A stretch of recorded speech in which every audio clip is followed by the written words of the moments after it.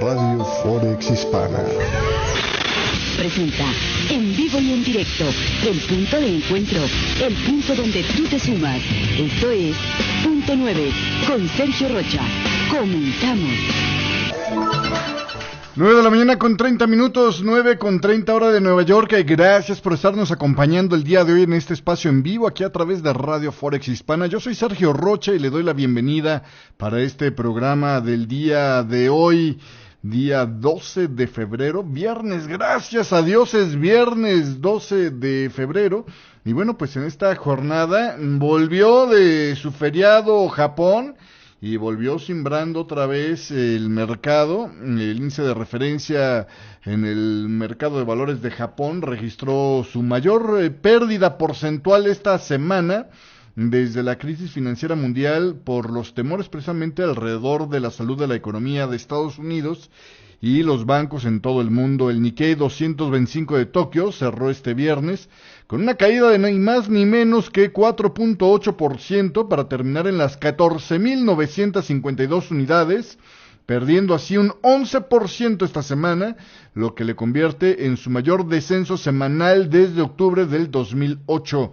La cauta postura de la Reserva Federal de los Estados Unidos sobre las subidas futuras de los tipos de interés está suscitando dudas sobre la economía y provocando una fuerte apreciación del yen frente al dólar. Este jueves, el billete verde se depreció hasta los 110.99 yenes, lo que representó su nivel más bajo desde el 31 de octubre del 2014, el día en el que el Banco de Japón amplió su programa de relajación y bueno, pues el dólar está ahora rebotando un poco debido a la intervención verbal, ¿no?, que generó en esta jornada. Yo creo que fue un disparo de dos frentes, ¿no? Por un lado, Taro Aso, el ministro de Finanzas de Japón, y por el otro lado, Tsuro Honda, el asesor del presidente Shinzo Abe allá en Japón. Un yen más fuerte es una mala noticia para las economías que se basan en exportaciones, como es la japonesa. El impacto en los beneficios de la fortaleza del yen es grande, decía Fumio Nakakubo, director de inversiones para Japón de la división de gestión de patrimonios de la UBS. Nakakubo considera que los factores como la desaceleración económica de China, las recientes fuertes caídas de los precios del petróleo y la incertidumbre en torno a la salud de los bancos europeos son los que están contribuyendo a la debilidad del mercado mundial y al ascenso del yen. Y no solamente a Japón le fue mal, también la renta variable de Australia cayó este viernes a un nuevo mínimo de 2 años, en línea con la debilidad que se vive en toda la región debido a que pues sigue aumentando la incertidumbre sobre la economía, le digo, mundial. El Standard & Poor's asiático, que en esta sesión anterior había recuperado algo de terreno, terminó este viernes con una caída del 1.2% para cerrar la semana en las 4.765 unidades. Esto es el nivel de cierre más bajo desde el 1 de julio del 2013. La volatilidad ha imperado en la sesión, aunque en ningún momento ha logrado el índice entrar en territorio positivo. En la semana, el Standard & Poor's asiático perdió un 4.2% y se ha convertido en un mercado bajista técnicamente hablando, uniéndose así a China y Japón, que también registran caídas del 20% o más respecto a los últimos máximos registrados. Cada vez parece más evidente que la caída de los mercados de valores se está retroalimentando porque los inversionistas temen que la inestabilidad financiera provoque una recesión y graves problemas para los bancos, lo que a su vez provoca más ventas de acciones, opinaba Shane Oliver, director de estrategia de inversión y economista en jefe de la AMP Capital allá en Sydney. Los europeos realmente sienten pánico por el estado del sector financiero que tienen, y esto sigue acabando con toda la esperanza y optimismo porque los vendedores están arrollando a los mercados de renta variable, opinaba Scott Schuberg, consejero delegado de la Rifkin Securities en Sydney. Bueno, pues ahí tiene usted una fotografía de lo que estuvo pasando en los mercados asiáticos, que después cambió a un positivismo, pues digamos, bastante marcado en Europa. El Eurostoxx 50 en esta mañana está ganando el 1.76%, FTSE 100 de Inglaterra ganaba un 2.03%, DAX Industrial de Alemania gana en esta mañana también un 2.06%, CAC 40 de Francia gana 1.76% y el IBEX 35 rebota el 1.51%. Estamos hablando de cifras de 5.650 puntos para el FTSE, 8.937 para el DAX, 3.967 para el CAC y 7.864 para el IBEX. En Estados Unidos, la apertura americana también es positiva. 3/4 de punto se lleva el Dow Jones en los primeros movimientos. Está rebotando a las 15.781 unidades. El Standard & Poor's 500 gana también 0.96%, ya casi 1% ahora. Está en las 1.847 unidades, mientras que el Nasdaq acaba de rebasar el 1% de ganancias. En este momento está en las 4.310 unidades. ¿Qué es lo que está provocando este repunte? Bueno, pues hay comentarios sobre el tema de que los Emiratos Árabes Unidos, otra vez se dice, podrían estar interesados en participar en un recorte de producción para apuntalar los precios del crudo. Esta pura información está haciendo rebotar en esta jornada, al arranque de las acciones en Estados Unidos, un 7.38% el valor del West Texas Intermediate, que gana $1.95 el día de hoy y cotiza ya nuevamente en los $28.18. Los futuros del petróleo rebotaban por la cobertura de posiciones cortas después de que el West Texas Intermediate tocara este jueves un mínimo de 12 años. El futuro de marzo del crudo ligero, le digo, pues ha estado rebotando en esta jornada. En la previa, el precio del West Texas Intermediate, le digo que llegó a caer hasta los 26.05 por barril, el nivel más bajo desde el 6 de mayo del 2003, debido a que el mercado ignoró en gran medida el descenso en las reservas semanales de crudo. El exceso de oferta en el mercado ha hecho desplomar a los precios en los últimos 2 años. El hundimiento de los precios se vio reducido cuando los operadores comenzaron a cubrir sus posiciones en corto. A última hora de este jueves, The Wall Street Journal había informado que el ministro de Energía de los Emiratos Árabes Unidos había señalado que los precios actuales han obligado a los productores no pertenecientes a la OPEP pues al menos a reducir los incrementos en su producción. El tono del mercado mejoró después de que el ministro agregara que la OPEP estaría dispuesta a cooperar con las rebajas de la producción, aunque pocos piensan que esto vaya a ocurrir de hecho. La Agencia Internacional de Energía y el Departamento de Energía de Estados Unidos señalaron esta semana que esperan que el exceso de oferta se mantenga durante meses y que esto podría hacer que los precios sigan bajos. Creemos que los precios del Brent y del West Texas Intermediate rebotarán en la segunda mitad del 2016 porque se prevé una reducción más agresiva de la producción, principalmente en Estados Unidos, decía John Davis, director de análisis de materias primas en la BMI Research. Y continuando con más de la información de esta jornada de este viernes, bueno, pues la economía de la eurozona creció establemente en el último trimestre del 2015, pero un panorama mundial cada vez más oscuro y las turbulencias de los mercados financieros más severas significan que los oficiales del Banco Central Europeo se espera que estén aumentando sus esfuerzos para alimentar el crecimiento en el bloque de las 19 países que usan una sola moneda. El Producto Interno Bruto creció en el ritmo trimestral 1.3% al final del 2015. La Oficina de Estadísticas de la Unión Europea reportaba esto este viernes, conforme la resistencia en Alemania o dicen sobre todo el tema del gasto interno en Alemania, estuvo ayudando a compensar el crecimiento más débil de lo esperado en países incluyendo a Francia o Italia. El crecimiento del cuarto trimestre igualó la expansión del 0.3% del tercer trimestre del 2015 y estuvo en línea con las expectativas de los economistas. La economía de la eurozona se ha expandido un 1.5% en el 2015 en su conjunto, de acuerdo con las cifras oficiales. Este dato viene en medio de las turbulencias en los mercados financieros que está alimentando las preocupaciones acerca de los prospectos para el crecimiento mundial en el 2016.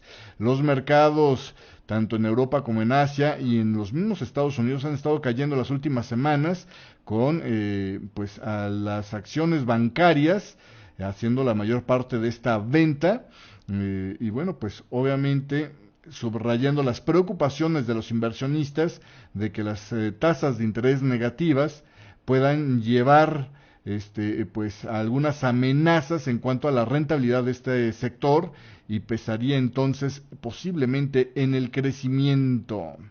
Y continuando con más, bueno, pues en Alemania le decía, donde se dio pues la mayor parte de la atracción alcista, la solidez del consumo interno, fue quien mantuvo a la economía en ritmo de crecimiento modesto pero estable en este cuarto trimestre.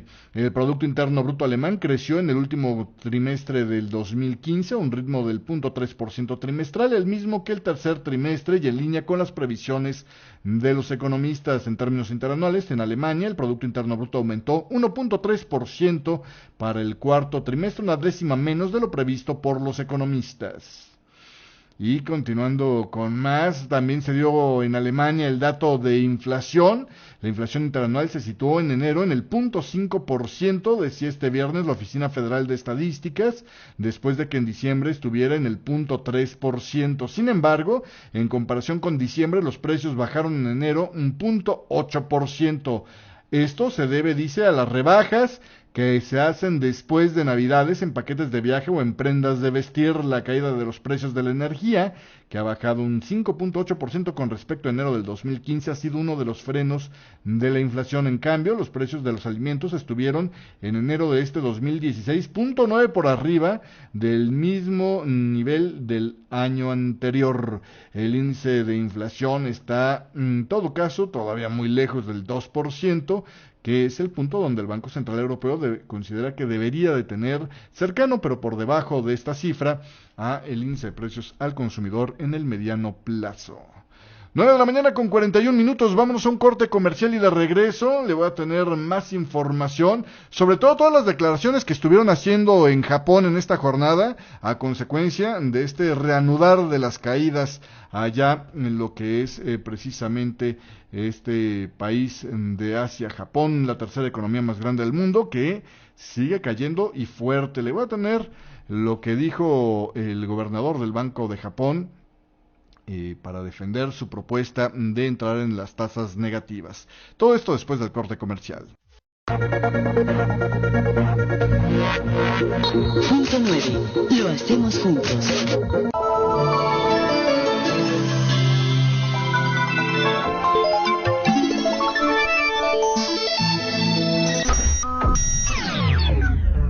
Hola, soy Sergio Rocha. Tengo 10 años operando los mercados de divisas.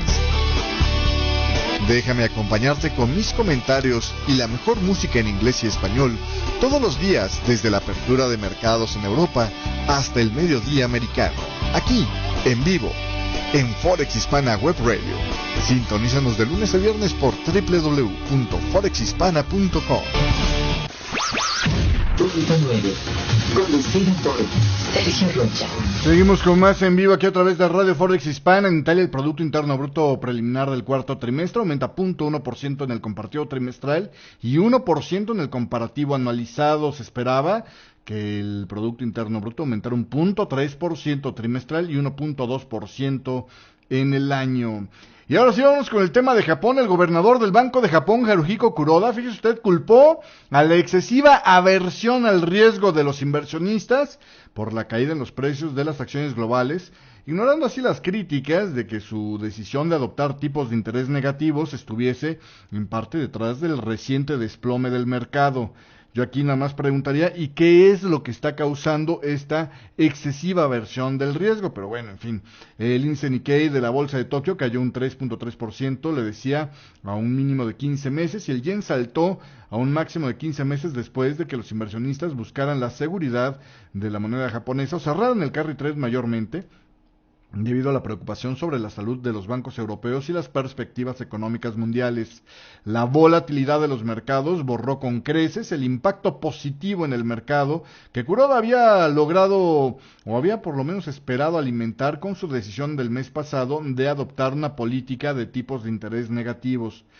Haruhiko Kuroda dijo que los tipos de interés negativos ayudarán a estimular la economía a la larga mediante la reducción de los costos de endeudamiento, rechazando las críticas de que la medida agravó las turbulencias del mercado por el temor a que se reduzcan las ganancias de los bancos.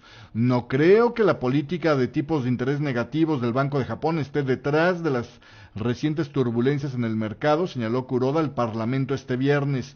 Una aversión al riesgo excesiva se está extendiendo entre los inversionistas a nivel mundial, sostuvo, agregando que observarán cuidadosamente cómo los últimos movimientos del mercado podrían afectar a la economía y a los precios en Japón. También reiteró que el Banco de Japón no dudará en ampliar el estímulo monetario si es necesario para lograr su objetivo de inflación de un 2%. Desde la adopción de la flexibilización cuantitativa y cualitativa, he dicho de manera consistente, decía Haruhiko Kuroda, que el Banco de Japón tomará todas las medidas necesarias, incluyendo la flexibilización monetaria adicional que sea necesaria para alcanzar nuestro objetivo de precios, declaró. Bueno, pues ahí tiene usted cómo se defendió Kuroda el día de hoy, y también apoyando esta idea de que podrían intervenir en los mercados. El ministro de Finanzas de Japón, Taro Aso, lanzó su advertencia a los inversionistas diciendo que el Banco de Japón y el gobierno mismo actuarán adecuadamente en los mercados de divisas si así lo consideran necesario. Hemos visto movimientos bastante agresivos en las divisas últimamente, decía Aso en una rueda de prensa después de la reunión de ministros de gobierno, y seguiremos observando el mercado de divisas con cierta atención y actuaremos de forma apropiada si fuera necesario.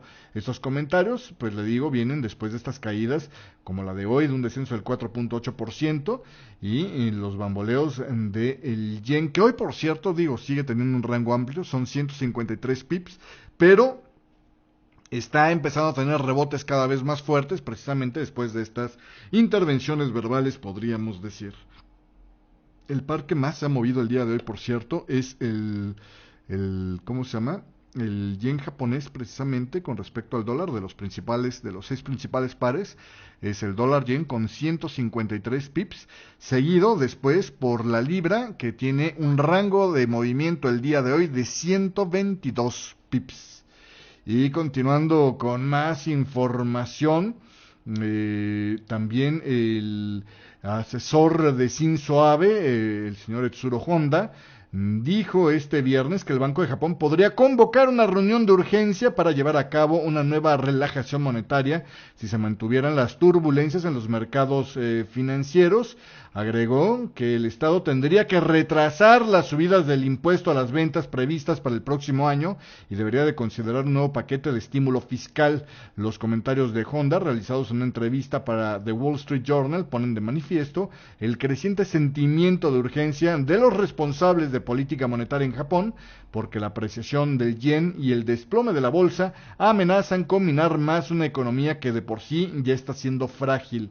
El Banco Central no tiene prevista ninguna reunión de política monetaria hasta mediados de marzo, pero Etsuro Honda predijo que el Banco de Japón no va a esperarse hasta entonces para tomar medidas si considerara que su campaña para hacer menor la deflación y generar una inflación del 2% se pone en peligro. Se corre el riesgo, dice Etsuro Honda, de que las expectativas de inflación se debiliten más considerando el fuerte descenso de los precios de las acciones y la acusada subida del yen. Sin embargo, Honda hizo hincapié en que no sabe de primera mano cuáles son las intenciones del Banco Central. Y continuando con más, también el gobierno de Japón propuso este viernes debatir medidas de nivel global para estabilizar los mercados cambiarios y frenar así la volatilidad en los mercados internacionales de cara a la próxima reunión del Grupo de los 20. El titular japonés de finanzas, Taro Aso, también había dicho que era necesario estrechar la colaboración entre las principales potencias económicas ante la nueva sacudida que se ha registrado en los mercados de divisas y las principales bolsas de todo el mundo. En este sentido, Taro Aso dijo que a Japón le gustaría estas políticas de cooperación que fueran estudiadas en la reunión de ministros de finanzas y gobernadores del Grupo de los 20 que tendrá lugar entre el 26 y 27 de febrero allá en Shanghái. Bueno, pues esto es lo que dicen el día de hoy sobre este tema. Y continuando con más información, fíjense ustedes la sorpresa que dio el día de ayer Janet Yellen. Le comentaba durante el programa del día de ayer que había quien opinaba, ¿no?, que Janet Yellen podría estar cambiando su discurso de miércoles a jueves, y yo le decía que eso sería algo inaudito, nunca había pasado durante el gobierno de Yellen, que relativamente es nuevo. Pero, de hecho, yo no recuerdo ninguna vez donde Ben Bernanke hubiera hecho eso mismo, ¿no? O sea, decir una cosa el miércoles, sobre todo en este tipo de eventos donde es de un día para otro la diferencia entre una reunión y la otra, ¿no? Yo no recordaba, o no recuerdo a Ben Bernanke cambiando de opinión así de vertiginosamente, como lo hizo ayer precisamente Janet Yellen. Si usted se acordará, el miércoles, cuando estábamos por aquí escuchando la comparecencia de Janet Yellen, hubo un momento donde entré al aire para decirle que le estaban preguntando sobre si había cambiado su opinión sobre las condiciones para relajar más, subir más las tasas de interés este año, y que después en concreto le habían dicho, oiga, y ¿sabe usted qué es lo que necesita la Reserva Federal, o si tiene algún impedimento legal la Fed para poder imponer tasas de interés negativas? Y en ese momento, muy parcamente y muy rápido, contestó prácticamente sin tomar mucha consideración. Janet Yellen dijo, no es algo que creamos que vayamos a utilizar, y no estoy consciente de que haya ninguna impedimento para poder las tasas de interés negativas, pero no es algo que nos hayamos planteado todavía o hayamos estado discutiendo, ¿no? Así contestaba de parca el miércoles. Y bueno, pues resulta ser que en la segunda parte de esa reunión que hace con el Congreso al arranque del año, Janet Yellen dijo este jueves que el Banco Central de Estados Unidos estaría estudiando la viabilidad para bajar los tipos de interés de corto plazo a territorio negativo en caso de que tenga que dar a la economía un impulso adicional. Los banqueros centrales de Europa y Japón ya han introducido, como usted sabe, estos intereses negativos de corto plazo, lo que significa que están cobrando o penalizando a los bancos por el exceso de reserva en sus arcas. La idea es animarlos a prestar el efectivo en lugar de dejarlo aparcado en las entidades bancarias centrales. Y bueno, pues Janet Yellen señaló ante el Comité de la Banca del Senado de Estados Unidos que no creía que la Reserva Federal tuviera que recurrir a esto, pero debería estar preparada para hacerlo si la economía se hundiera más y este paso se volviera necesario. La Fed consideró los tipos de interés negativos en 2010. Les estamos echando un nuevo vistazo, decía ahora Yellen, en su segundo día de testimonio ante el Congreso. Fue una admisión sorprendente, donde la Fed elevó, ahora ya las expectativas, ¿no?, sobre esta posibilidad, sobre todo luego de que subieran las tasas de interés en diciembre, ¿no? Los niveles de desempleo a la baja están, las autoridades en ese diciembre pensaban que se estaba llevando a cabo ya una entrada en territorio sólido de crecimiento para Estados Unidos, y esperaban seguir con 4 aumentos de tipo de interés en este año. Y bueno, mucho ha pasado desde la reunión de diciembre, reconoció Yellen. Las semanas de turbulencia en el mercado financiero tienen a los funcionarios de la Fed evaluando si mantendrán en los próximos meses sus proyecciones de crecimiento, creación de empleo y aumento gradual de la inflación. Y bueno, habrá que ver cómo reaccionan para este próximo 15 y 16 de marzo. Nos vamos a reunir en marzo, dijo Yellen, y nuestro comité deliberará cuidadosamente sobre el impacto de estos acontecimientos. Pero vamos, ahora reconoce que no, que siempre sí han estado ya echándole un ojito a la idea de poner las tasas de interés negativas, por si se ofrece, ¿no? Por si se ofrece. Pero bueno, en fin, así las cosas el día de hoy. Y sobre todo, pues es un tema que, le digo, ahí como que un poquito juega la credibilidad de Janet Yellen, ¿no? Me parece que lo más apropiado hubiera sido mantener la retórica del día de ayer, diciendo, no, es que, fíjate, o sea, hay este argumento para decir que todavía no estamos en ese punto. Pero claro, hombre, en caso de que veamos que se acerca la posibilidad de tener que mover las tasas de interés, lo empezaremos a estudiar, ¿no? De alguna manera, dar la puerta abierta a estudiarlo si hiciera falta, y ya a lo mejor después, en otra comparecencia que tuviera o en otra conferencia que estuviera haciendo en algunos días, pues ya empezar a ampliar, que ahora sí ya han estado empezando a checar eso, ¿no? Pero cambiar de un día para otro así de rápido, híjole. La verdad es que no me sonó muy razonable por parte de Yellen, y yo creo que sería el primer tache en su carrera como presidenta de la Reserva Federal, desde que tomó el puesto. Yo creo que había llevado una actitud impecable hasta justamente esta situación del día de ayer. Pero bueno, así las cosas por lo pronto. Pasando a otro tema del sector bancario, fíjese usted que ya se oficializó que el Deutsche Bank anunció este viernes que va a recomprar 5.400 millones de dólares de deuda senior propia no asegurada para incrementar la confianza en los inversionistas sobre la liquidez del grupo y el valor de sus titularizaciones. El anuncio llega luego de una semana de enorme volatilidad para la acción de este banco y el conjunto del sector bancario en sí. En la recompra se van a incluir, dicen, deuda denominada en euros por hasta 3.000 millones de euros y deuda denominada en dólares por hasta 2.000 millones de dólares. Antes del anuncio, la acción del grupo subía un 8% este viernes, aunque esta semana ha sufrido violentas oscilaciones y en lo que va del año la acción ha perdido cerca de un 35% de su valor. Y vámonos a un corte comercial rapidísimo. De regreso le voy a platicar. Los economistas, en una encuesta del Wall Street Journal, ahora prevén que la Reserva Federal mantendrá los tipos de interés por lo menos hasta junio. Y también le voy a estar platicando sobre la previsión de mayor riesgo de recesión en Estados Unidos, algo que, por cierto, el miércoles pasado se le había cuestionado a Janet Yellen. Regreso con esto y más aquí en el tercer bloque de Punto 9. No se vaya.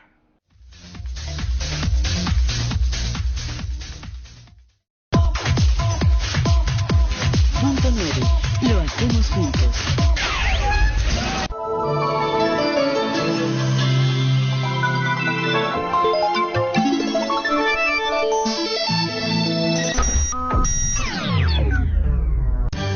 Lo que mueve a los mercados son las reacciones de los humanos a los estímulos que el mundo les presenta. Desde finales de la Gran Recesión, Nelson Elliott identificó estos comportamientos como un grupo de patrones identificables y cuantificables. Aprenda a reconocer estos patrones y obtenga la clave para identificar los puntos críticos para desarrollar nuevas tendencias. Tome hoy el curso de Ondas de Elliott de 7 pasos. Entre a www.ondaseliot.com y aumente sus probabilidades de éxito. www.ondaselliot.com. Nota importante, Elliott se escribe con doble L y doble T. Punto 9. Conducido por Sergio Rocha. 9 de la mañana con 57 en este viernes 12 de febrero. Seguimos en vivo y en directo a través de Radio Forex Hispana. Y fíjese usted, la Reserva Federal probablemente no subirá los tipos de interés de corto plazo en sus reuniones de política monetaria de marzo, ni tampoco en las de abril, pero es más probable que actúe en la de junio, dicen los expertos encuestados por The Wall Street Journal. Solo 9% de los economistas y empresarios consultados en los últimos días dijeron que la Reserva Federal podría elevar los tipos de interés en la reunión del 15 y 16 de marzo. Solo el 9%, esto contrastando con el 66% que opinaba pues que el aumento sería en este 15 y 16 del mes pasado, ¿no? El mes pasado era lo que se opinaba. Aproximadamente el 60% de los economistas en la última encuesta predecían que el próximo incremento de los tipos de interés sería en la reunión del 14 y 15 de junio frente al 25% de la encuesta de enero. Es decir, también bajó a mediados del año. Los mercados deberían de estar más calmados y las cifras económicas deberían ser positivas. opinaba Lynn Reeser, economista de la Point Loma Nazarene University. Cerca del 13% pronosticó que la Fed aumentará los tipos en su reunión del 26 y 27 de abril, frente al 7% que apostaba por esto hace un mes. El resto de los economistas ofrecieron previsiones sobre el momento en que la Fed volvería a subir los tipos de interés en un espacio temporal que va desde julio de este año hasta junio del que viene, mientras que el 3% señaló que el próximo movimiento de la Fed sería para bajar los tipos de interés. Es decir, todavía la mayoría de la gente no espera que haya una reducción de los tipos de interés.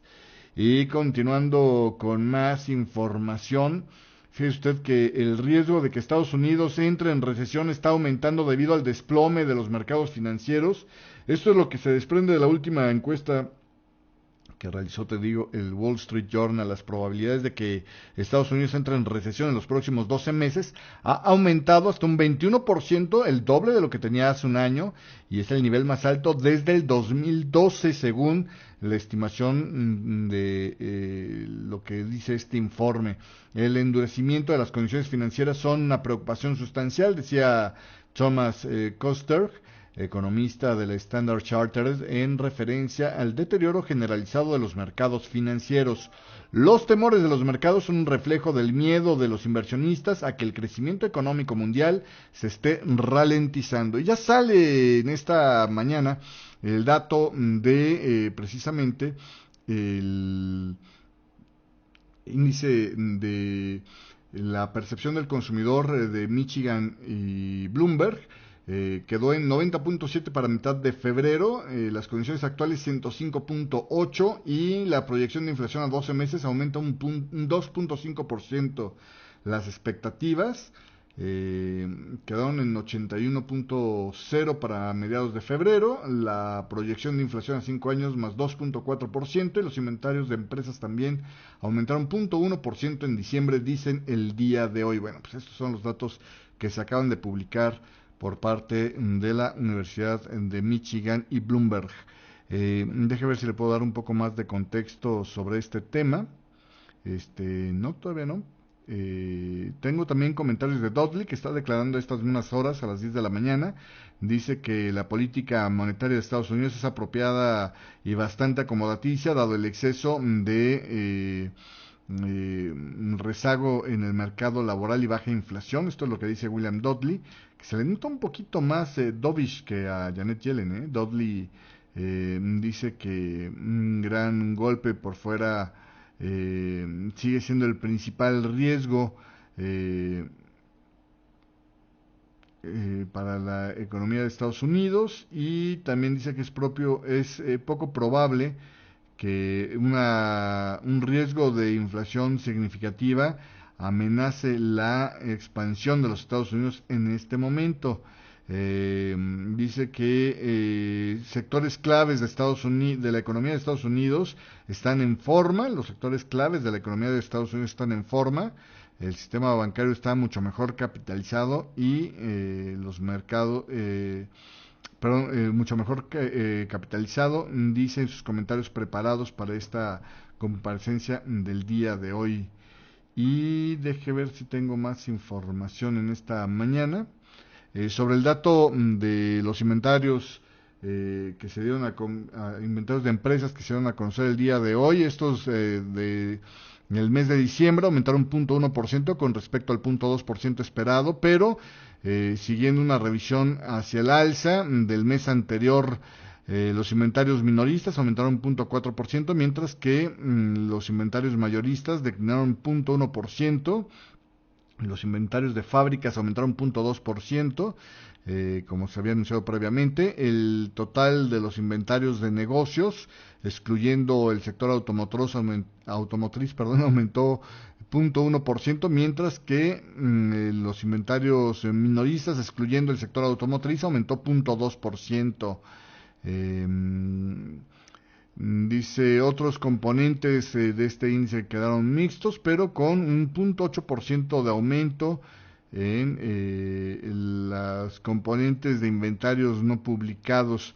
¿Qué más? Las ventas de negocios bajaron 0.6%, con un comercio real con ventas planas, dice, mientras que las ventas mayoristas declinaron 0.3% y los envíos fabriles 1.4% declinaron. El ratio de inventarios con respecto a ventas quedó en 1.39, por debajo del 1.38 de noviembre y del 1.33 de diciembre del 2014. El total de negocios sin ajustar sus inventarios aumentó en 1.7% en el comparativo analizado para diciembre, mientras que las ventas acumulativas declinaron 2.4% en 2015, después de el aumento del 3.5% del 2014. Esta es la primer caída anualizada desde el menos 14.9% registrado en 2009, dice el día de hoy la información. Bueno, pues así las cosas en esta mañana sobre estos temas de los inventarios. Y ya me voy a despedir, nada más le cuento muy rápidamente sobre el tema de lo que son las percepciones que tenían los economistas de la posible entrada en recesión. El descenso de los precios del crudo es una mala noticia para el crecimiento en el 2016, opinaban algunos analistas, como Kosterge, que dicen ve una probabilidad del 50% de que Estados Unidos entre en recesión el próximo año. Los economistas han recortado aún más sus previsiones de crecimiento económico para el 2016. Hace un año esperaban un crecimiento de aproximadamente el 2.8%, ahora esperan de tan solo el 2.3%. En diciembre los economistas preveían un promedio de creación de 2.4 millones de empleos en Estados Unidos para este año. Ahora la estimación se ha reducido en 250,000 de empleos. Y la toxicidad del entorno económico mundial sigue siendo una amenaza, decía Shane Schneid, director del Instituto de Competitividad y Electrónica de la Universidad de Florida Central. Bueno, pues ahí tiene usted lo que dicen el día de hoy. Ya para terminar este programa, Morgan Stanley pagará $3,200 millones para zanjar con el Departamento de Justicia de Estados Unidos y varios estados un litigio en el que está acusado de engañar a los inversionistas sobre la calidad de los bonos hipotecarios que vendió antes de la crisis financiera del 2008. El acuerdo que ya se anticipaba es el último que se ha alcanzado mientras las autoridades de Estados Unidos tratan de ponerle fin a las investigaciones sobre el papel de los bancos durante la crisis. Bueno, pues ahí tiene usted lo que dice Morgan Stanley, que está dispuesto a pagar. Reveló que había ya pactado pagar 2.600 millones para encontrar una solución a la investigación del Departamento de Justicia, pero el acuerdo definitivo se retrasó debido a que los negociadores se esforzaron por consensuar también una declaración objetiva y determinar cómo ayudar a los propietarios de vivienda. Bueno, eso es el ra de toda la vida. Hasta aquí llegamos, gracias por la compañía, pásela bonito. La cápsula del día de hoy se trata sobre el tema del cálculo del drawdown. Si usted tenía curiosidad de saber cómo se debería hacer este cálculo, pues lo tengo ya publicado en YouTube, en las redes sociales. Ahorita se lo pongo en el chat para la gente que nos está escuchando en vivo, así que usted puede verlo ahí en nuestro canal de YouTube, donde se puede suscribir, por cierto, y aquí mandamos un saludo a la gente que está acompañándonos en una versión en YouTube grabada. Pues muchísimas gracias, que tenga muy buen fin de semana, nos vemos el lunes, y a la gente que nos está escuchando en vivo, pues hasta aquí llegamos también. El último en salir, por favor, que apague la luz. Nos vemos, pásala bonito, chao. Detener el tiempo. Hasta aquí con Punto 9, conducido por Sergio Rocha. Gracias. Radio Forex Hispana presentó